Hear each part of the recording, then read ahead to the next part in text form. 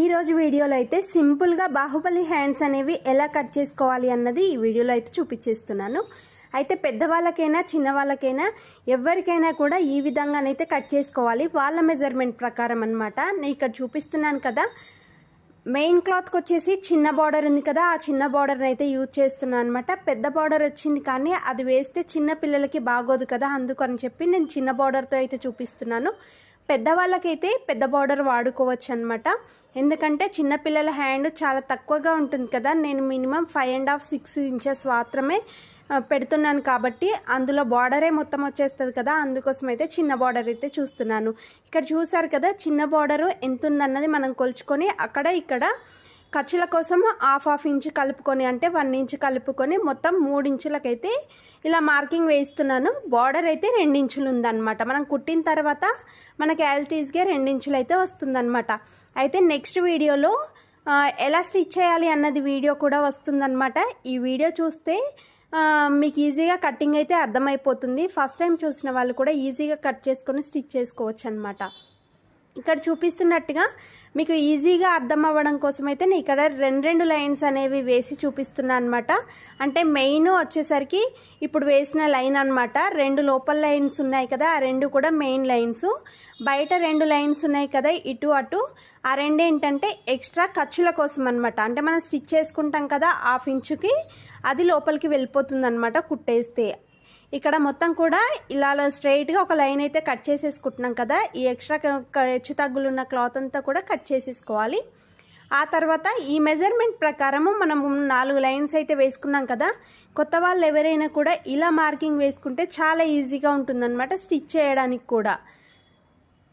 ఇక్కడ చూపిస్తున్నట్టుగా ఈ పీస్ అయితే సపరేట్ అయితే చేసి పెట్టుకుంటున్నాం కదా, ఇలా స్ట్రైట్ పీస్ అయితే సపరేట్ చేసుకోవాలి. అయితే ఇది చిన్న పిల్లలకు కట్ చేస్తున్నాను కాబట్టి ఇక్కడ అయితే మార్కింగ్ అయితే చూపిస్తున్నాను. వాళ్ళ హ్యాండ్స్ ఏంటంటే 3.5-3 ఇంచెస్ పెట్టుకుంటే సరిపోతుందన్నమాట. ఆ మధ్యలో ఉంది వాళ్ళది, అందుకోసం అని చెప్పి నేనైతే 3.5 అయితే పెడుతున్నాను అనమాట.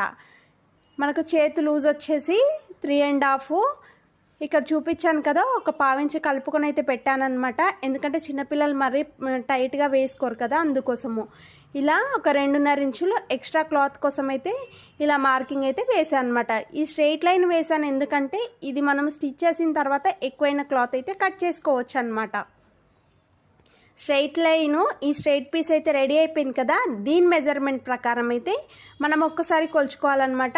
అంటే ఇక్కడ మనము 1 ఇంచ్ కలుపుకున్నాం కదా, ఆ 1 ఇంచ్ అనేది మైనస్ చేసుకొని వేసుకోవాలన్నమాట.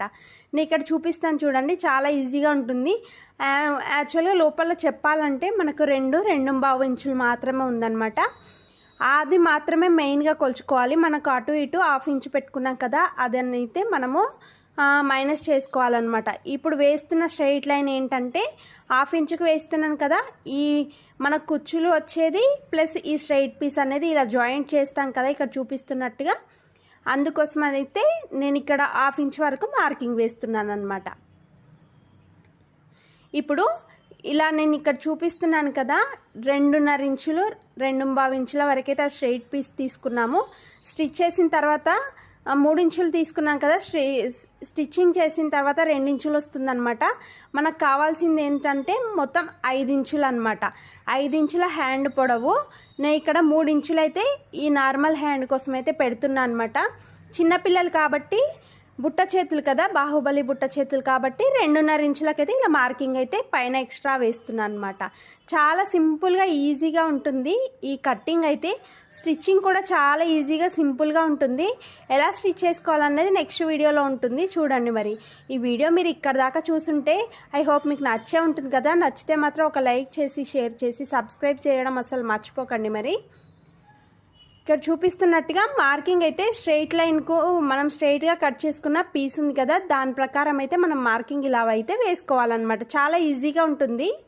ఇక్కడ చూపిస్తున్నట్టుగా మనం 2.5 ఇంచులు అయితే ఎక్స్ట్రా పెట్టుకున్నాం కదా, ఇక్కడ లోపలికి వచ్చేసరికి ఇలా పొడవు అయితే పెంచుకోవాలన్నమాట. అంటే నార్మల్ హ్యాండ్కే కట్ చేసుకుంటాం కదా, అలా కట్ చేసుకోకుండా మార్కింగ్ వేసుకున్న తర్వాత ఇలా 4 ఇంచుల వరకైతే ఇట్లా ఒక స్ట్రైట్ లైన్ వేసుకోవాలి. ఈ 4 ఇంచులలోనే అంటే మనం విడతీస్తే 8 ఇంచులు అవుతుంది కదా 2 వైపులా.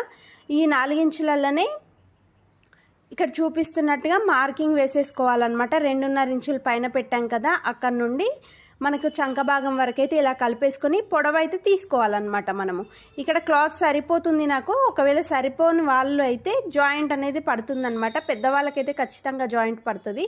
మెయిన్ క్లాత్కు పడుతుంది, ప్లస్ లైనింగ్ క్లాత్కు పడుతుంది అనమాట. నేను మీటర్ లైనింగ్ తీసుకున్నాను కాబట్టి నాకు కరెక్ట్గా సరిపోయింది. ఇక్కడ చూపిస్తున్నట్టుగా మొత్తానికి ఇదైతే కట్ చేసేసుకోవాలి. అయితే నేను చూపిస్తాను ఎక్కడి నుండి కుచ్చులు అనేవి ఎక్కడి వరకు పెట్టాలి అన్నది. నేను ఖర్చులు పెడతాను అనమాట. అక్కడ ఖర్చుల ప్రకారం అయితే మనము కుచ్చులు అనేది పెట్టుకుంటే మనకి ఈక్వల్గా వస్తుందన్నమాట. ఫ్రంట్ బ్యాక్ కరెక్ట్గా సరిపోతుందన్నమాట. ఇలా షోల్డర్ మీద ఇలా ఖర్చు అనేది పెట్టుకోవాలి. తర్వాత ఈ 4 ఇంచెస్కి ఒక ఖర్చు పెట్టుకోవాలి.